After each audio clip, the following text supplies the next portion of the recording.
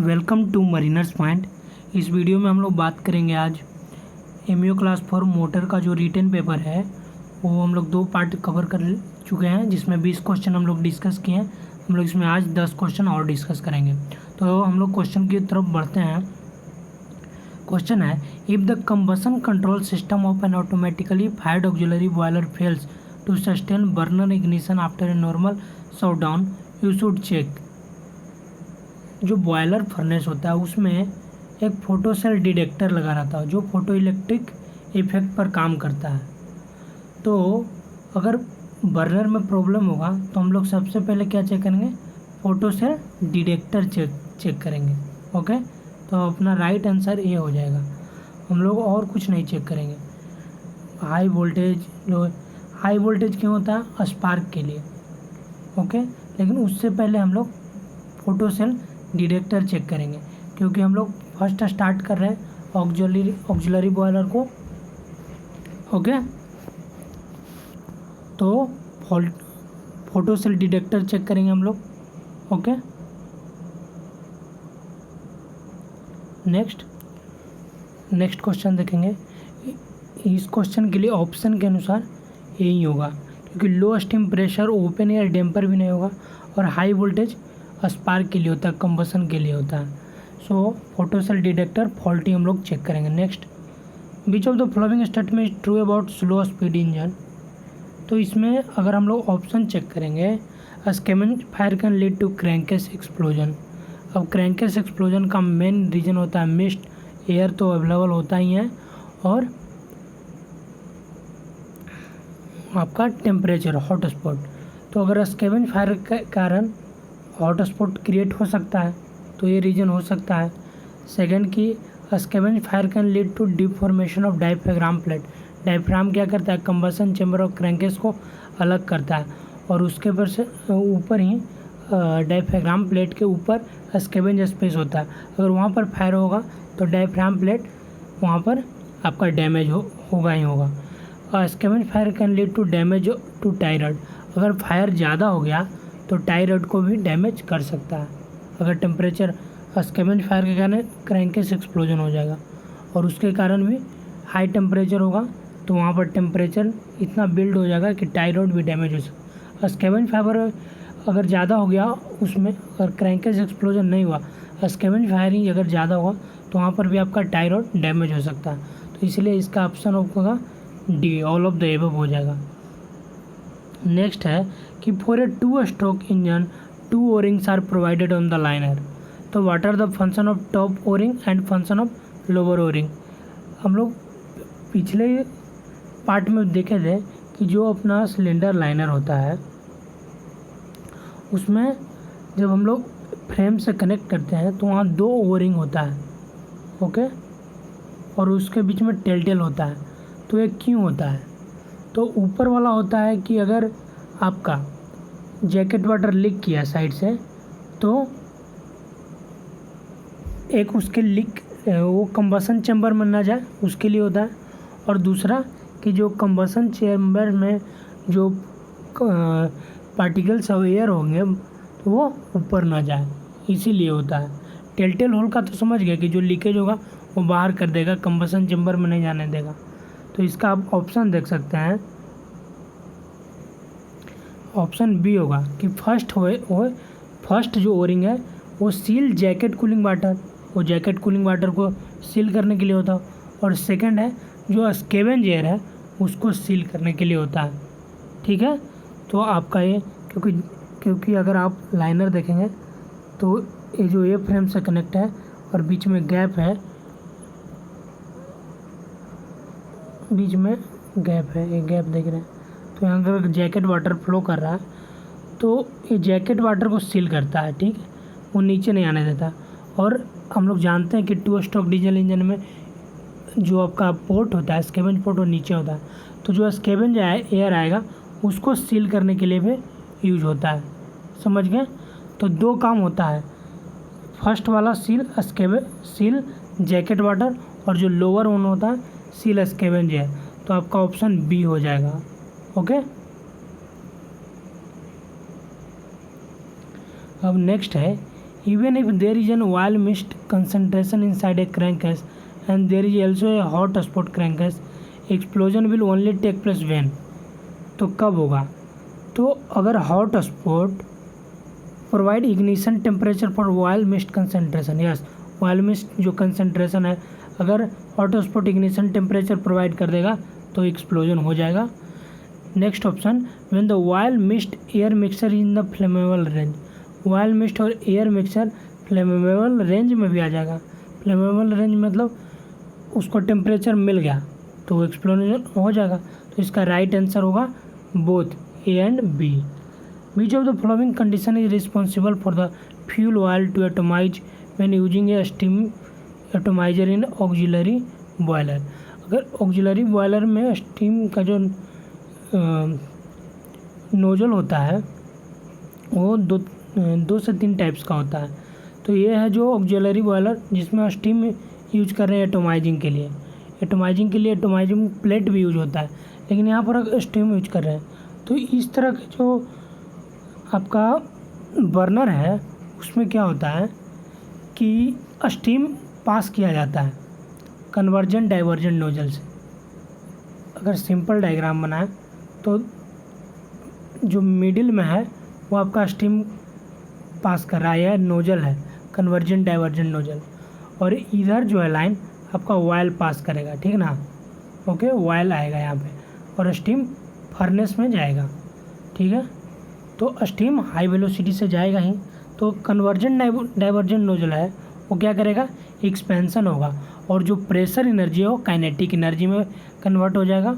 और फिर जब वहाँ से ऑयल पास होगा तो due to expansion of steam क्या होगा, वो पार्टिकल में कन्वर्ट हो जाएगा। फ्यूल के जो फ्यूल है वो वहाँ पर एटोमाइजेशन हो जाएगा और स्मॉल पार्टिकल्स में ब्रेक हो जाएगा।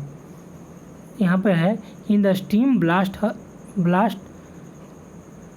Type burner a steam flow along the central passage and then expanded through a convergent divergent nozzle where is a pressure energy is converted to kinetic energy resulting high velocity jet of steam.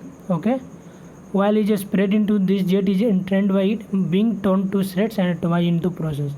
Okay, ये convergent divergent nozzle से furnace में जाएगा। इसका option होगा आपका expansion of steam in the furnace. Conversion diversion nozzle के पास तो हो ही रहा है, लेकिन वहाँ पर वर्लिंग चैम्बर नहीं होगा, यहाँ पर फर्नेस होगा। फर्नेस में जाके वहाँ पे स्टीम एक्सपेंड होगा और उसको ब्रेक करने का होगा। तो ऑरिफिस प्लेट भी यहाँ नहीं होगा, तो आपका राइट आंसर ए होगा, expansion of steam in the furnace. इसलिए आपका राइट आंसर क्या होगा, ए। यहाँ स्टीम का एक्सपेंशन होता है जो कन्वर्जन डाइवर्जन नोजल करता है, तो राइट आंसर ए हो जाएगा। Some 4 stroke engine are fitted with a roto cap. अब रोटो कैप किस में लगा होता है, एग्जॉस्ट वाल्व में लगा होता है। ओके, तो आपका पहला ऑप्शन एक क्रॉस हो जाएगा क्योंकि यहाँ इनलेट वाल्व बोल रहा है। तो एग्जॉस्ट वाल्व में वो रोटो कैप क्या करता है, ये रोटेट करता है।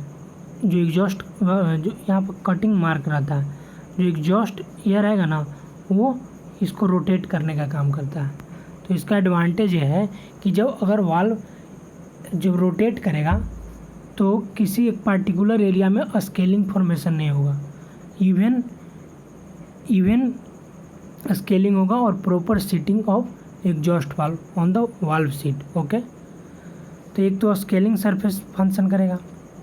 स्केल अगर किसी पार्ट पे अगर बन जाएगा तो एग्जॉस्ट वाल्व का क्लोज नहीं हो पाएगा। अगर जैसे एक ही अगर रोटो कैप नहीं होता, एग्जॉस्ट वाल्व क्लोज और ओपन होता, तो किसी पार्टिकुलर एरिया में अगर कार्बन डिपॉजिट हो जाएगा तो प्रॉपर सीटिंग नहीं होगा। अगर ये रोटेट करेगा तो इवन रोटेशन के कारण सरफेस पर कोरोजन नहीं होगा। ओके, तो improve the scaling surface function and increase the service times of exhaust valve in the engine. अपना एग्जॉस्ट वाल्व का सर्विस टाइम भी बढ़ जाएगा क्योंकि स्ट्रेस भी इवन लगेगा on all the surface of valve. तो आपका राइट आंसर क्या होगा, सी। अगर आप सेकंड ऑप्शन देखेंगे, distribute the exhaust and the air inlet air inlet से इसका कोई रिलेशन ही नहीं है। To prevent the valve spindle from sticking, to prevent the valve spindle तो स्टिक नहीं होगा, वाल्व सीट स्टिक हो सकता है, तो ये भी नहीं होगा। तो आपका राइट आंसर सी हो जाएगा। शाफ्ट टनल, अब शाफ्ट टनल का स्टोरी है कि शाफ्ट टनल रिक्वायर, इसका कंडीशन है शाफ्ट टनल का, आप देख सकते हैं कि ship machinery is not located fully aft, जो अगर शिप है वो फुली आफ्ट में नहीं लोकेटेड है। जो बड़े शिप होते हैं उसमें शाफ्ट के बीच में intermediate shaft, propeller shaft, shaft के बीच में इंटरमीडिएट शाफ्ट लगा होता है, प्रोपेलर शाफ्ट, इंटरमीडिएट शाफ्ट, तब आपका इंजन से कनेक्ट होता है। तो जब इतना लंबा स्पेस रहेगा उस कंडीशन में आपको क्या चाहिए, आपको शाफ्ट टनल चाहिए। अब शाफ्ट टनल का कंडीशन क्या दिया है कि when the ship machinery is not located fully aft it is necessary to enclose the propeller shaft और shaft in a water tight tunnel between the aft end of machinery space and aft peak bulkhead. Okay, ये कब है, अब shaft tunnel है तो shaft tunnel में अगर कोई मेंटेनेंस काम हो रहा है तो मेंटेनेंस काम हम लोग जाएंगे, किसी कारण बस फ्लडिंग हो जाएगा तो वहाँ से निकलने के लिए स्पेस होना चाहिए। तो ऑप्शन हम लोग देखेंगे तो कह रहा है कि एस्केप ट्रंक होना चाहिए निकलने के लिए, वाटर टाइट होना चाहिए क्योंकि अगर फ्लडिंग होगा शाफ्ट से, और वाटर टाइट डोर तो होना चाहिए क्योंकि इंजनों में फ्लडिंग ना हो, और ड्रेन होगा कुछ अगर उसमें जम गया है टैंक ट्रंक स्पेसेस में तो वो निकालने के लिए। तो शाफ्ट टनल का क्या ज़रूरत है वो तीनों हम लोग समझ गए इसके अनुसार कि ड्रेन होना ही चाहिए, एस्केप ट्रंक क्यों होना चाहिए, अगर कोई मेंटेनेंस हो रहा है वहाँ पर फ्लडिंग हो गई तो निकलने के लिए, वाटर टाइट क्यों होना चाहिए, इंजन में फ्लडिंग ना हो, तो आपको ऑल ऑफ द एबव होगा। और ये आपका शाफ्ट टनल कब चाहिए वो भी कंडीशन दिया हुआ है। ओके, आप ये पढ़ सकते हैं।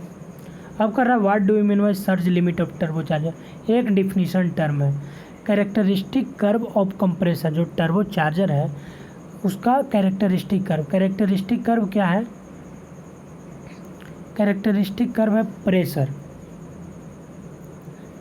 प्रेशर और फ्लो रेट ऑफ एयर, आप कर्व में बनाएंगे प्रेशर एंड फ्लो रेट, और मैक्सिमम प्रेशर जो टर्बो चार्जर का स्पीड है भिन्न डिफरेंट स्पीड पे मैक्सिमम प्रेशर, पार्टिकुलर स्पीड पे मैक्सिमम प्रेशर और फ्लो रेट का जो ग्राफ बनेगा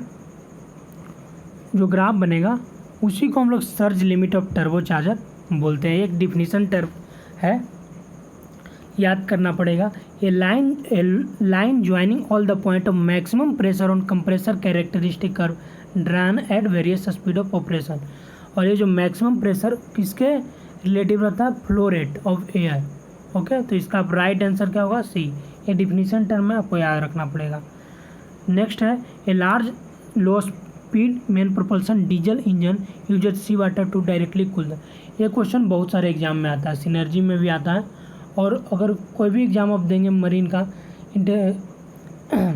प्लेसमेंट के लिए टीएमई तो ये क्वेश्चन जरूर लगभग आता है। स्कैवेंजर को कूल करने के लिए हम लोग सी वाटर डायरेक्टली यूज करते हैं।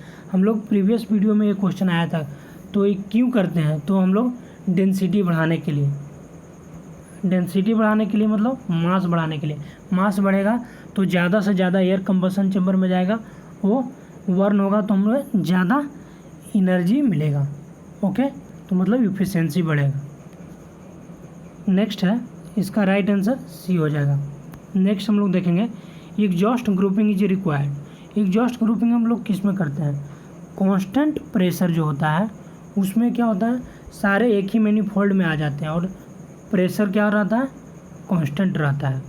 ओके, लेकिन पल्स प्रेशर में प्रेशर कांस्टेंट नहीं है, वेरिएबल रहता है, पल्सेशन रहता है। तो पल्सेशन को मैनेज करने के लिए, कांस्टेंट बनाने के लिए हम लोग क्या करते हैं, तीन का हम लोग ग्रुपिंग करते हैं, 2-3 का ग्रुपिंग करते हैं। 3 एग्जॉस्ट हो गया, 3 एग्जॉस्ट हो गया, उसको हम लोग ग्रुपिंग करके एक जगह हम लोग मैनिफोल्ड में लाते हैं। ठीक है, ये क्यों करते हैं, तो इंटरफेरेंस को नेगलेक्ट करने के लिए with scavenging of other cylinder. Okay, इसका राइट आंसर बी है, लेकिन अब देखो एग्जॉस्ट ग्रुपिंग का क्वेश्चन है तो इसका पहले तो पल्स प्रेशर हो जाएगा। एग्जॉस्ट ग्रुपिंग हम लोग पल्स प्रेशर में करते हैं, ठीक है। अब कह रहा है कि क्यों करते हैं, तो prevent interference with scavenging of other cylinder, क्योंकि जब स्कैवेंजिंग होगा तो क्या होगा, इंटरफेरेंस, अगर हाई प्रेशर रहेगा तो उल्टा काम करने लगेगा, एयर क्या हो जाएगा, सिलेंडर में जाने लगेगा। तो उसको हम लोग को नेगलेक्ट करने के लिए हम लोग क्या करते हैं, एग्जॉस्ट ग्रुपिंग करते हैं to prevent interference with scavenging of other cylinder. Okay, आप पढ़ भी सकते हैं कि interference exist between exhausting and scavenging among cylinder. क्या है, ये आपका सिलेंडर है, इनलेट वाला एग्जॉस्ट वाला, तो ऐसे स्कैवेंजिंग हो रहा है। और